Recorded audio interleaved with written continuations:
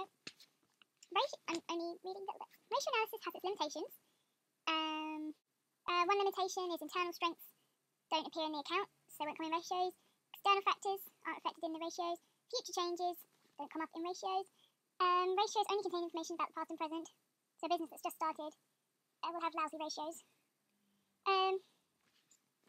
When comparing ratios, compare like with like. It's important to compare stage ratios with ratios with the same business over a period of time to spot trends. It's also useful to compare ratios with other businesses. Selecting financial strategies. All businesses need finance. Finance can be internal or external. There are three main ways to raise internal capital: retained profit, rationalisation, and squeezing working capital. External finance can increase working capital in the short term, which is by trade credit, overdrafts, and debt factoring. External finance is used for medium-term needs, which is 1 to 5 years. External finance can be used for long-term projects, up to 25 years.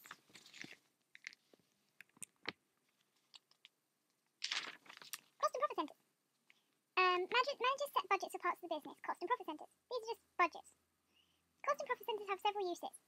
Financial decision-making, organisation and control, and motivation. Businesses define cost and profit centres in different ways. Product, factory, location, person. Cost centres must include indirect costs. Cost and profit centres have advantages and disadvantages. Advantages are managers can easily spot successful and unsuccessful parts of the business.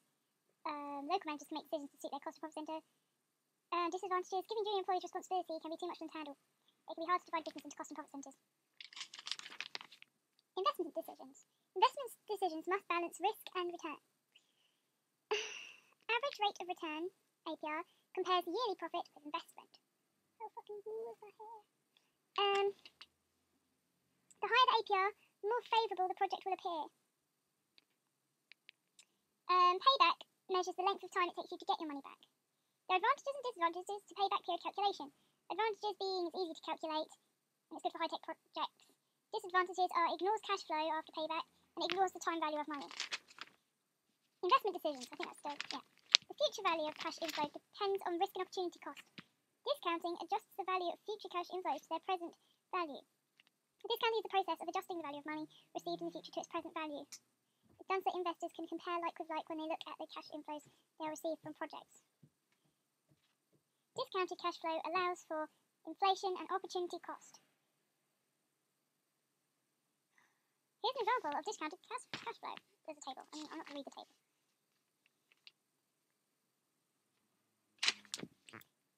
More investment decisions. Internal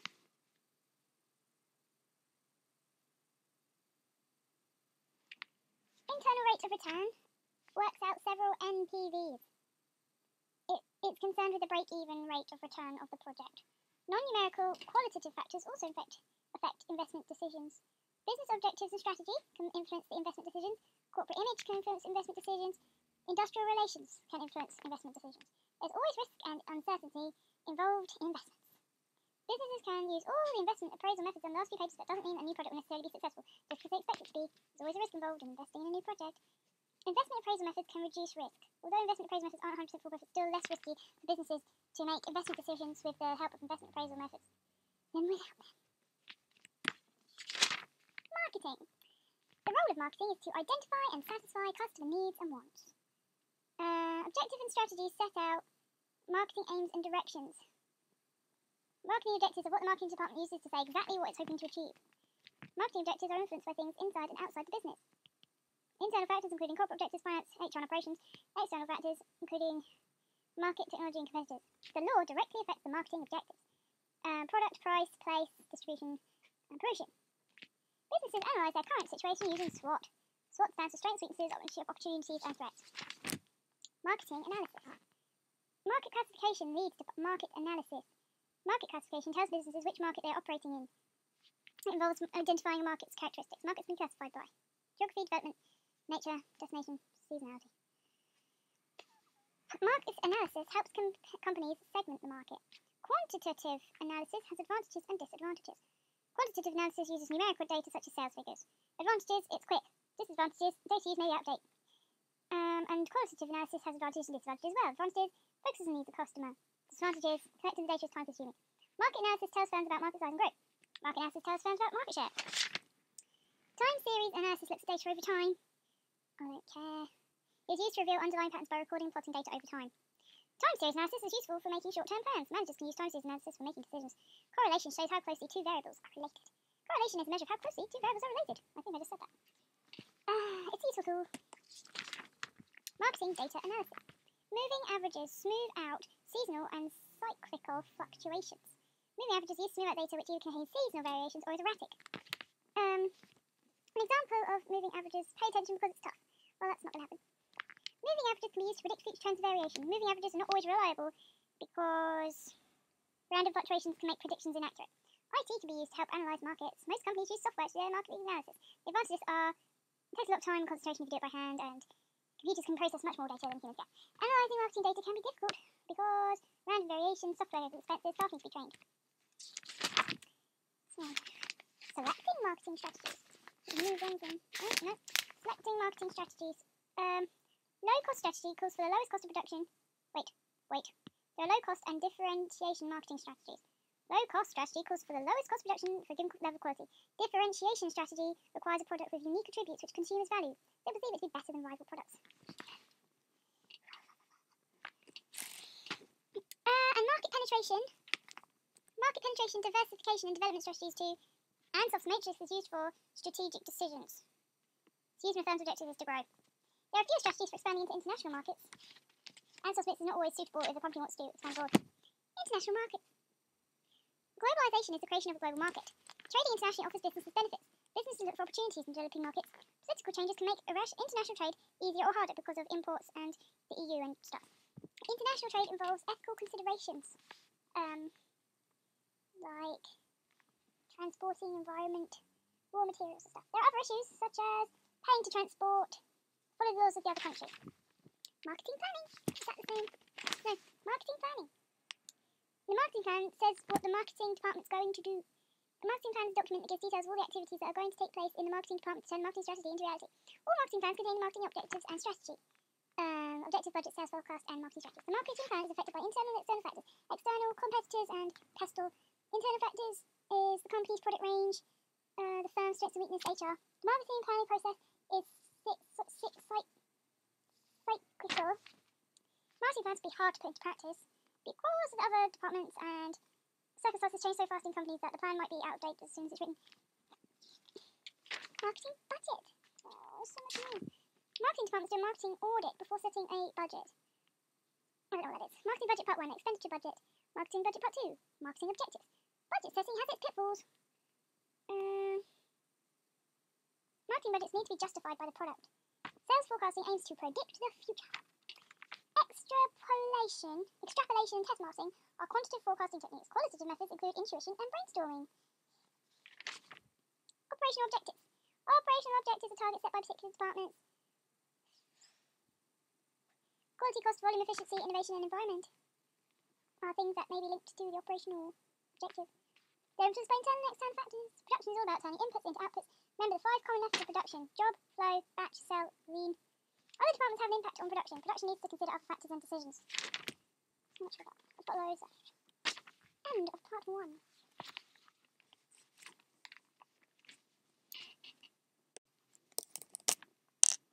Part 2. Operational objectives, scale, and resource mix.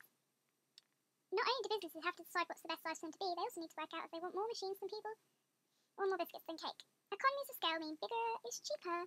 Economies of scale mean that as output increases, the cost of producing each item goes down.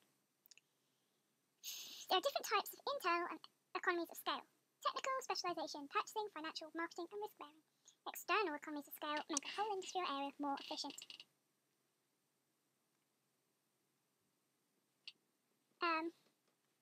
External economies of scale happen when industries are concentrated in small geographical areas. Having a large number of suppliers to choose from gives economies of scale. Diseconomies of scale.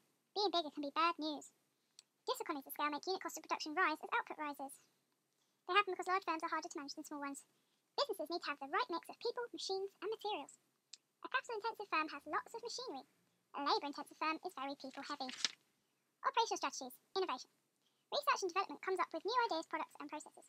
Innovation can be risky, but it's often the best way to make big profits. Innovation affects what goes on in other departments. Finance, marketing, human resources. New product development has 6 stages from idea to launch. idea, analysis and screening, development, value analysis, test marketing, launch. Operational strategies, location. Quantitative factors affect choice of location. Location decisions depend on distribution and supply costs, on the availability and cost of resources, the market, and a good location needs an efficient and appropriate infrastructure. There are also qualitative factors involved in choosing a location. Entrepreneurs might choose to start a business near where they live. Businesses may have to relocate more facilities somewhere else. Expansion is a common reason for business to relocate. Multi-site businesses operate from several different locations. Locating abroad. Offshoring means moving parts of a business to cheaper countries. Certain countries specialise in particular goods or services. Locating abroad can be a way of cutting costs or increasing revenue. Locating abroad is a way of targeting new international markets and helps companies avoid trade barriers. Improved transport and communication links make it easier to locate abroad. Locating abroad has public and private costs and benefits. Cost-benefit analysis finds out which is greater, costs or benefits. It can be difficult to carry out an accurate cost-benefit analysis. Lean production. Lean production means eliminating waste. It includes just-in-time, total quality management, and Kaizen. It's costly to hold lots of stock. Stock control aims to keep levels of stock just right. Just-in-time production keeps stock levels very low. Time-based management means companies have to be flexible. Companies can also take a time-based approach in R&D. The advantages of lean production depend on customers and competitors. Quality. Quality control and quality assurance are different things. Quality control means checking goods as you make them. Quality assurance means introducing measures to try to ensure that things don't go wrong in the first place. Quality cycles are groups of employees who work on quality issues. Total quality management assures commitment to quality. Benchmarking learns from other businesses. Kaizen is Japanese for continuous improvement.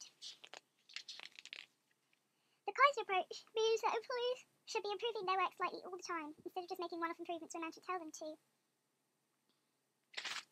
Critical path analysis works out the quickest way to finish a set of tasks. Nodes show when one task must finish and when the next task can start. It's that circle graph thing. Critical paths include start times, finishing times, and float times. Oh, another page of it. Critical path analysis is used for scheduling and allocating resources. It has several advantages, including it allows managers to operate just-in-time production. It's an excellent visual aid. It forces managers to think about activities involved in the project. Critical path analysis has disadvantages as well. Critical path analysis relies on estimates of how long each task will take. It sets tight deadlines. You can't say anything about costs. HRM. Human resource management is about managing people. Objectives help HR to manage people effectively. Matching the workforce to business needs. Controlling labour costs. Helping employees reach their full potential. Supporting employee-employer relations. HRM strategies can be hard or soft. Hard is employees are seen as a resource. Soft employees are the most important resource. Hard employees are hired on a short-term basis. Soft employees managed on a long-term basis. Hard managers believe employees are mainly motivated by money. Soft managers motivate employees through empowerment and development. So, hard is like mean and soft is nice. Internal and external factors influence HRM objectives. Internal meaning like culture of the business, other departments. External, the amount of funding available, and UK and EU employment laws. Workforce plans. Workforce planning starts with anticipating future staffing needs. HR departments try to predict staff demand and supply. Workforce planning includes recruiting, training, and retraining staff. Workforce plans are influenced by internal and external factors. Internal including that the workforce plans have to fit in with other plans, they must be coordinated with marketing and production plans, and external factors meaning like employment legislation, new technology, labour market trends. There can be problems implementing workforce plans.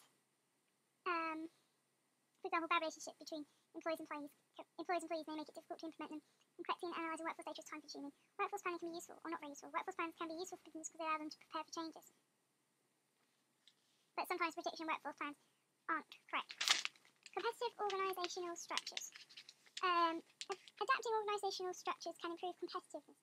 Centralised structures keep authority for decisions at the top. So centralised means that the people at the top make the decisions. Decentralised structures share out the authority to make decisions. Decentralised and share that authority to more junior employees.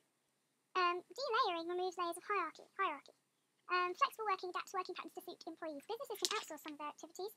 Employees can be core workers or peripheral workers. Peripheral workers are employees who aren't essential to a business. Communication. Communication between managers and employees is essential. Managers need to make sure they communicate effectively. There are several categories of communication. Formal, informal, vertical, upward, horizontal, internal, external. And they're suitable for different purposes. Organisations face barriers that threaten communication, such as attitudes,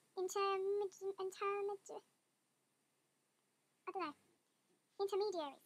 Language barriers, no sense of purpose, communication overload, remoteness, group behaviour. Organisations can overcome the barriers to communication. They can encourage face-to-face and telephone conversations and limit email use.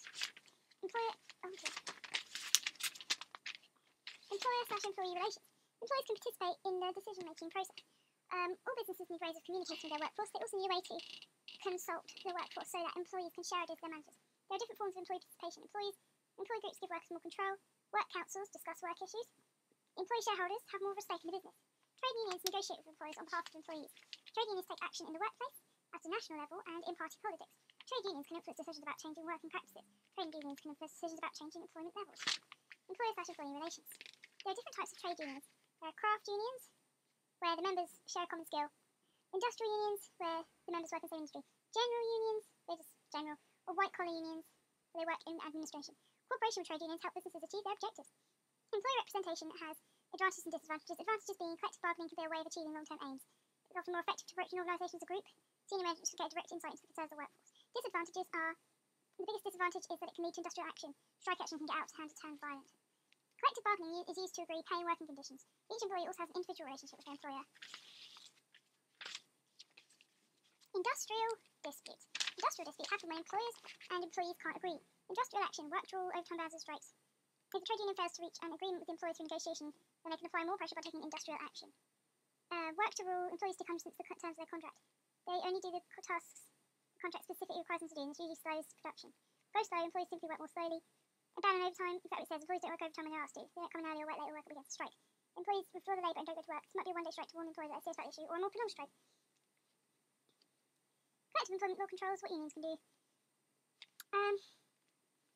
Industrial disputes have to be resolved eventually.